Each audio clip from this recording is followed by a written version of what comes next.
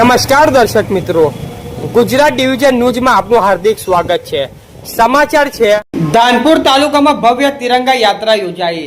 દેશની આન બાન અને શાન સમાન તિરંગા સાથે દેશભક્તિના રંગે રંગાયું ધાનપુર તાલુકો। ધાનપુર તારીખ 14/8/2026 દેશની આન બાન અને શાન સમાન તિરંગા પ્રત્યે દેશભક્તિના ભાવના વ્યક્ત કરવા ધાનપુર તાલુકા ખાતે આજે તાલુકા કક્ષાની ભવ્ય તિરંગા યાત્રા યોજાઈ હતી। મોટી સંખ્યામાં લોકો તિરંગા સાથે જોડાતા સમગ્ર ધાનપુર તાલુકો દેશભક્તિના રંગે રંગાઈ ગયો હતો। તિરંગા યાત્રા દરમિયાન ભારત માતા કી જય અને વંદે માતરમના નારાઓની સમગ્ર વાતાવરણ ગુંજી ઉઠ્યું હતું।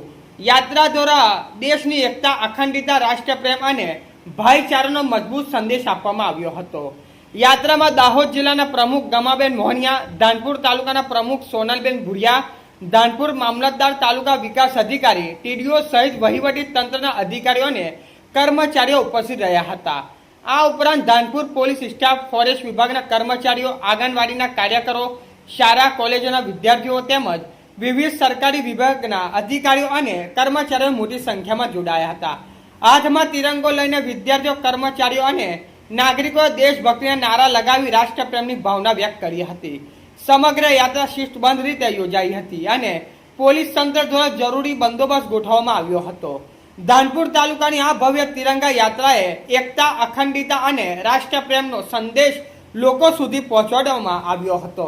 રિપોર્ટર ચંદુભાઈ મોહનિયા, ધાનપુર, દાહોદ। સમાચાર જોવા માટે ગુજરાત ડિવિઝન ન્યૂઝ ચેનલને like, share, subscribe, bell icon press button દબાવવાનું ના ભૂલશો। ધન્યવાદ।